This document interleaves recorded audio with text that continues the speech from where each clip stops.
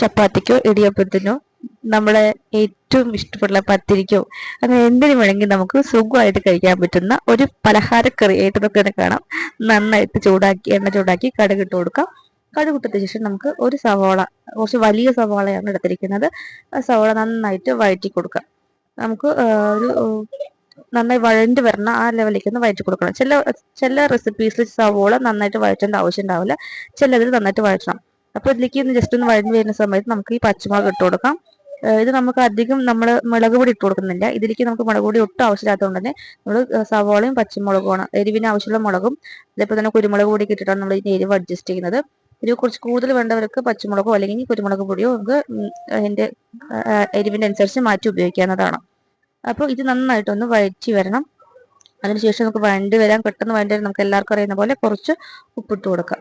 എന്നിട്ട് നന്നായിട്ട് വഴറ്റി കൊടുക്കാം. എൻ്റെ ഈ തുടക്ക വീഡിയോസ് ആയതുകൊണ്ടാണോ എന്താണെന്നറിയില്ല, കുറച്ച് എൻ്റെ സംസാരത്തിൽ ഉണ്ടാകുന്ന എന്തെങ്കിലും ചെറിയ പ്രശ്നങ്ങൾ ഏതൊക്കെ രീതിയിൽ ആർക്കെങ്കിലും പ്രശ്നം തോന്നുമെന്ന് എനിക്കറിയില്ല. ഞാൻ പഠിച്ചു വരുന്നേ ഉള്ളൂ. അതുകൊണ്ട് തന്നെ എന്തെങ്കിലും കറക്ഷൻ ചെയ്യണമെങ്കിൽ തീർച്ചയായിട്ടും മെസ്സേജ് ചെയ്താൽ കമൻറ്റ് ചെയ്യുക. അപ്പം ഇതിലേക്ക് ഞാൻ കുറച്ച് കറിവേപ്പില ഇട്ട് കൊടുക്കുന്നുണ്ട്. കറിവേപ്പില നമ്മൾ ഫ്രിഡ്ജിൽ വെച്ചുകൊണ്ട് ചെറുതായിട്ടൊന്ന് വാടിയിട്ടുണ്ട്, ഫ്രഷ് അല്ല. അപ്പോൾ കറിവേപ്പില ഇട്ട് കൊടുക്കാം. അത് നന്നായിട്ടൊന്ന് വഴറ്റി കൊടുക്കാം. വഴറ്റിന് ശേഷം നമ്മൾ ഈ മുട്ട ഓൾറെഡി പുഴുങ്ങി വെക്കണം. ഞാൻ അതിൻ്റെ വീഡിയോയിൽ ആഡ് ചെയ്യാൻ മറന്നിട്ടുണ്ട്. അപ്പോൾ പുഴുങ്ങിയിട്ട് നമുക്ക് മാറ്റി വയ്ക്കാം. അപ്പം ഇത് ഈ കറി വീട്ടിൽ വയ്ക്കുമ്പോൾ കുട്ടികൾക്കായാലും അല്ലെങ്കിൽ വലിയവർക്കായാലും ഈ നമ്മൾ അപ്പത്തിനൊക്കെ ഉണ്ടാക്കി കഴിക്കുക അല്ലെങ്കിൽ ഇടിയപ്പത്തിനൊക്കെ ആണെങ്കിൽ എന്ത് നല്ല ടേസ്റ്റാണത്. വലിയ എരിവില്ലാത്തതുകൊണ്ട് എരിവ് കുറച്ചിട്ട് കഴിഞ്ഞാൽ കുട്ടികൾക്കായാലും അത്യാവശ്യം നന്നായിട്ട് കഴിക്കാം. നല്ല അടിപൊളി ടേസ്റ്റുള്ള കറിയാണ്. അതിലേക്ക് നമ്മൾ ഇഞ്ചിയും വെളുത്തുള്ളിയും അരിഞ്ഞിട്ടാണത് പേസ്റ്റിലിടുന്നത്. ചെറുതായിട്ട് കുനുകുനാന്ന് അരിഞ്ഞിട്ടുള്ള ഇഞ്ചിയും വെളുത്തുള്ളിയും ഇട്ട് കൊടുക്കാം.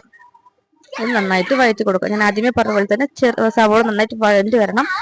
പച്ചയ്ക്ക് ഒരു ചെറിയ വഴറ്റ് പോരാ. അപ്പോൾ ഇത് നന്നായിട്ട് വഴണ്ടേണ്ട സമയം നമുക്ക് ആവശ്യമാണ്. വഴറ്റിയ ശേഷം നമുക്ക് ഈ ക്യാമറാമാനാണ് കുറച്ച് പ്രശ്നക്കാരനാണ്, എൻ്റെ മോനാണ്. അപ്പോൾ നിങ്ങൾക്കറിയാലോ അതുപോലെ വഴണ്ട് വരണം.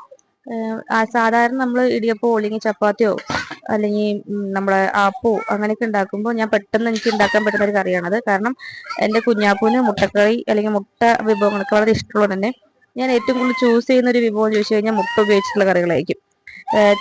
കുട്ടപ്പന് ചിക്കനും കുഞ്ഞാപ്പിന് മുട്ടയും, അതാണ് ഇവരെ രണ്ടുപേരും തമ്മിൽ നോക്കും. അപ്പൊ ഇടയ്ക്കിടയ്ക്ക് ചിക്കൻ വയ്ക്കാതെ നമുക്ക് നടക്കാത്ത കാര്യമായതുകൊണ്ട് മുട്ട കൊണ്ടുള്ള അഭ്യാസങ്ങളെല്ലാം ഞാൻ ചെയ്യും.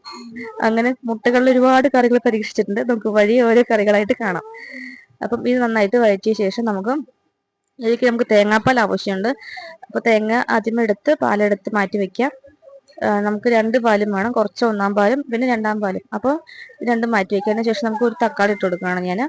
ഒരു തക്കാളി അത്യാവശ്യം വലിപ്പമുള്ള തക്കാളിയാണ്. ഇത് നമുക്ക് ഇതുപോലെ വഴറ്റി കൊടുക്കണം. കുട്ടികൾ നമ്മൾ മുട്ട ഡെയിലി കൊടുക്കുന്നത് നല്ലതാണ് പറഞ്ഞിട്ടുണ്ട്. അപ്പോൾ ഇവിടെ ഓൾറെഡി മുട്ട കഴിക്കുന്നുണ്ടെന്നെ പ്രത്യേകിച്ച് ഞാൻ മുട്ട അങ്ങനെ കൊടുക്കാറില്ല. ഒരു ദിവസത്തിൽ ഒരു നേരം എന്തായാലും ഒരു മുട്ട വിഭവം ഉണ്ടാവും. ഒന്നെങ്കിൽ മുട്ട പുഴുങ്ങിയത് അല്ലെങ്കിൽ മുട്ട ഓംലേറ്റ് എന്ന് പറഞ്ഞ പോലെ. അപ്പം അതുകൊണ്ട് തന്നെ ഈ പുഴുങ്ങിയ മുട്ട അല്ലെങ്കിൽ ഇങ്ങനെ ഓംലേറ്റ് ഉണ്ടാക്കി മുട്ടയും മടുത്ത് പോകുമ്പോഴായിരിക്കും നമ്മൾ ഈ കറികളിൽ പരീക്ഷണം നടത്തുക. സത്യം പറഞ്ഞാൽ മുട്ടകളിൽ തന്നെ ഒരുപാട് വിഭവങ്ങളുണ്ടെന്ന് ഞാൻ ഇവർക്ക് ഇഷ്ടമുള്ള ശേഷമാണ് പഠിക്കാൻ തുടങ്ങിയതും അതിനെക്കുറിച്ച് അറിയാൻ തുടങ്ങിയതെന്ന് പറയാം. കുക്കിംഗ് റിസർച്ച് എന്നൊക്കെ പറയില്ലേ, അതുപോലെ കുക്കിംഗ് ഞാൻ റിസർച്ച് ചെയ്ത് ഒരുപാട് വിഭവങ്ങൾ ഇങ്ങനെ പഠിച്ചു വന്നിട്ടുണ്ട്. മുന്നേ കുക്കിംഗ് ഒട്ടും അറിയാത്ത ഒരാളായിരുന്നു. മക്കൾ വലുതാവാൻ തുടങ്ങിയപ്പോൾ കുക്കിംഗ് പഠിച്ചു വന്നു. അങ്ങനെ കുറച്ച് കുരുമുളക് കൂടി ഇട്ട് കൊടുക്കുന്നുണ്ട്.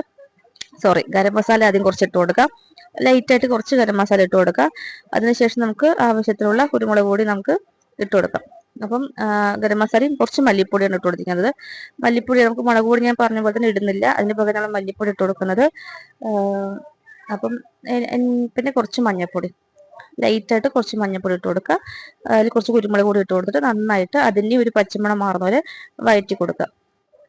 വഴറ്റുമ്പോൾ അടിപ്പിടിക്കാത്ത രീതിയിൽ സിമ്മാക്കി വെച്ചിട്ട് വേണം വഴറ്റാനായിട്ട്. നമ്മൾ വർത്താനം പറഞ്ഞ് ചില സമയത്ത് നമ്മൾ സ്കിപ്പ് ചെയ്യുന്ന ചില കാര്യങ്ങളുണ്ട്. അങ്ങനെ ഞാൻ കുരുമുളക് പൊടി സ്കിപ്പ് ചെയ്തിട്ടില്ല എന്ന് വിശ്വസിക്കുന്നു. അപ്പോൾ ഇതുപോലെ നന്നായിട്ട് പൊടിയുടെ പച്ചമണം മാറാനായിട്ട് വഴറ്റി കൊടുക്കുക.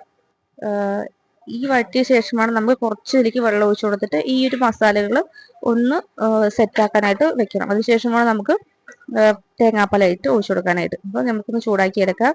ഞാൻ നല്ല സിമ്മിലേക്കിട്ട് വെച്ചിരിക്കുന്നത്. അപ്പം ഹൈ ഫ്ലെയിം ആണെങ്കിലോ അല്ലെങ്കിൽ മീഡിയം ആണെങ്കിലോ സിം ആക്കാനായിട്ട് മറന്നു പോകരുത്. അപ്പോൾ ഞാൻ ഇത്തിരി ചൂടുവെള്ളം ഒഴിച്ചു കൊടുക്കും. ഇതിലേക്ക് കുറച്ച് ചൂടാക്കിയിട്ട് വെള്ളം അതിലേക്ക് ഒഴിച്ചു കൊടുക്കാം. നന്നായിട്ട് ഇതൊന്ന് മസാലകൾ ഒന്ന് ഒപ്പിച്ച് വരണം. ഇതുപോലെ ലൈറ്റായിട്ട് കൊടുക്കുക, അല്ലെങ്കിൽ ചിലപ്പോൾ അടിപിടിക്കാനായിട്ട് ചാൻസ് ഉണ്ട്. അതിലേക്ക് നമുക്ക് കുറുകിയ പാലാണ് ഞാൻ എടുത്തിരിക്കുന്നത്. അപ്പം എനിക്ക് ഒരുപാട് വെള്ളം പോലെ വേണ്ടാത്തുള്ളതുകൊണ്ട് കുറുകിയ ഒരു ഒറ്റ പാല്, അത്യാവശ്യം മീഡിയം അല്ല, ഒരുപാട് ലൈറ്റും അല്ല, കട്ടിയല്ലാത്തൊരു പാലായിട്ട് എടുത്തിട്ട് അതിട്ട് കൊടുത്താൽ അതിലേക്ക് ജസ്റ്റ്, അതായത് നമ്മൾ ഒരുപാട് കട്ടിയല്ലാത്തതുകൊണ്ട് തന്നെ ഒന്ന് ഒന്നാം പാലൊക്കെ എടുത്തു കഴിഞ്ഞാൽ നമുക്ക് തിളപ്പിക്കാൻ പാടില്ല എന്ന് പറഞ്ഞിട്ട് അത് ഒഴിച്ചു കൊടുത്ത് നമുക്ക് വാങ്ങി വെക്കേണ്ടി വരും. ഇതിപ്പോൾ ഞാൻ രണ്ടും കൂടി മിക്സ് ചെയ്തിട്ടുള്ള പാലാണ്, അതായത് ഒന്നാം പാല് രണ്ടാം പാല് എല്ലാം കൂടി അരച്ചിട്ട് വെള്ളം പോലെ പരുവത്തിലുണ്ടാക്കിയൊരു പാലാണ്. അതായത് ഒരുപാട് കട്ടിയും വേണ്ട, എന്നാൽ ഒരുപാട് ലൂസും വേണ്ട. അതുകൊണ്ട് അങ്ങനത്തെ പാൽ ഒഴിച്ചുകൊണ്ട് ജസ്റ്റ് തിളപ്പിക്കുന്നതുകൊണ്ട് കുഴപ്പമില്ല. ഒന്ന് തിളച്ച് വരുന്ന സമയത്ത് നമുക്ക് നമ്മൾ പുഴുങ്ങി വെച്ചിട്ടില്ല, ഞാൻ ആദ്യമേ പറഞ്ഞു പുഴുങ്ങിയ വീട് ഞാൻ ഇട്ടിട്ടില്ല, അത് മുട്ടക്കറിയാണ്, അതുകൊണ്ട് പുഴുങ്ങി വെച്ചിട്ടുള്ള നടുവ് മുറിച്ചിട്ടുള്ള മുട്ട നമുക്ക് ഇതിലേക്ക് ഇട്ട് കൊടുത്തിട്ട് ഒന്ന് തിളപ്പിച്ചെടുക്കാം. ഈ മുട്ട ഒന്ന് പിടിക്കുന്നതിൽ ഒന്ന് തിളപ്പിച്ചെടുക്കാം. നിങ്ങൾക്ക് വേണമെങ്കിൽ ഇപ്പൊ തന്നെ ഇത് മാറ്റി വയ്ക്കാം. ഞാൻ ജസ്റ്റ് ഒന്ന് തിളപ്പിച്ചിട്ട് നമുക്ക് വേണമെങ്കിൽ കുറച്ച് പച്ച വെളിച്ചെണ്ണ ഒഴിച്ചിട്ട് ഇത് ഇറക്കി വെക്കാം. ഇത്രയേ ഉള്ളൂ കറി. അപ്പം ഇതുപോലത്തെ മുട്ട പരീക്ഷണങ്ങളൊക്കെ ചെയ്തിട്ടുള്ളവർ, കുട്ടികൾക്ക് ഇഷ്ടമുള്ളവരൊക്കെ തീർച്ചയായിട്ടും ട്രൈ ചെയ്യുക. നല്ല ടേസ്റ്റ് ഉള്ളതാണ്, നമുക്ക് എല്ലാവർക്കും ഇഷ്ടപ്പെടുന്നതാണ്. സോറി, ഒരു കാര്യം വിട്ടുപോയി, നമുക്ക് ഉരുളക്കിഴങ്ങ് ഇട്ട് കൊടുക്കണം. ഉരുളക്കിഴങ്ങ് നമ്മൾ ആദ്യമേ ഞാൻ മുട്ടയും ഉരുളക്കിഴങ്ങും വേറെ വേറെയാണ് പുഴുങ്ങി വെച്ചിട്ടുണ്ടായിരുന്നത്. അപ്പോൾ ഉരുളക്കിഴങ്ങ് നന്നായിട്ട് ഇതുപോലെ നല്ല പുഴുങ്ങിയിട്ട് ഇട്ട് കൊടുക്കുക. ഈ ഉരുളക്കിഴങ്ങ് നമുക്ക് അത്യാവശ്യം നന്നായി ഉടച്ചിട്ട് വേണമെങ്കിൽ ചേർക്കാം, അപ്പോൾ കുറച്ച് കട്ടി കിട്ടും.